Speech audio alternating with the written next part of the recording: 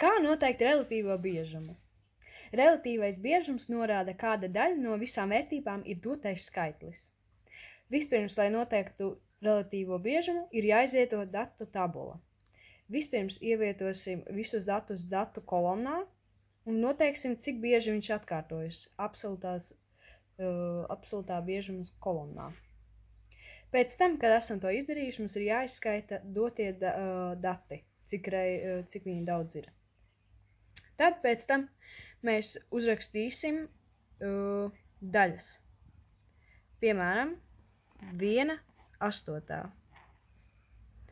Tas ir, cik reizes viņš atkārtojās, un tā daļa paliek tā pati. Tas pats arī šeit. 3/8. Tas arī šeit. Un šeit. Un tā nosaka relatīvo biežumu.